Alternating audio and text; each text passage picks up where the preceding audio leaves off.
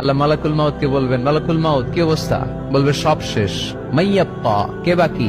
মালাকুল মাউত বলবে জিনেরা বাকি, যাদেরকে দেখা যায় না। আল্লাহ বলবেন জিনদেরকেও শেষ করে ফেলো, রুহু কবজ করো। মালাকুল মাউত আজরাইল জিনদের রুহু কবজ করবে। আল্লাহ এবার জিজ্ঞেস করবে, ইয়া মালাকাল মাউত আখবিরনি মাইয়াপ্পা, এবার বলো আর কে বাকি? মালাকুল মাউত বলবে, আল্লাহ মানুষগুলো সব শেষ, জিনগুলাও শেষ, এবার বাকি ইবলিশ শয়তান। কে বাকি? ইবলিশরেও শেষ করো, ইবলিশও শেষ। আল্লাহ আবার জিজ্ঞেস করবেন, ইয়া মালাকাল মাউতি মাইয়াব্বা, আর কে বেঁচে আছে বলো? মালাকুল মাউত বলবে, আল্লাহ আপনার কথা অনুযায়ী পৃথিবীর সব মানুষের রুহু কবজ করলাম, সব জিনদের রুহু কবজ করলাম, ইবলিসের রুহু কবজ করলাম, এখন আছে শুধু ফেরেশতা। আছে কারা? যাও ফেরেশতাদের রুহু কবজ করো। ফেরেশতাদের রুহু কবজ হয়ে যাবে। এবার আল্লাহ জিজ্ঞেস করবেন, ইয়া মালাকাল মাউত আখবিরনি মাইয়াব্বা। মালাকুল মাউত বলবে, আল্লাহ আপনার কথা মতো ধরে ধরে সব শেষ, ফেরেশতাও শেষ, 4 জন ছাড়া। কয়জন ছাড়া?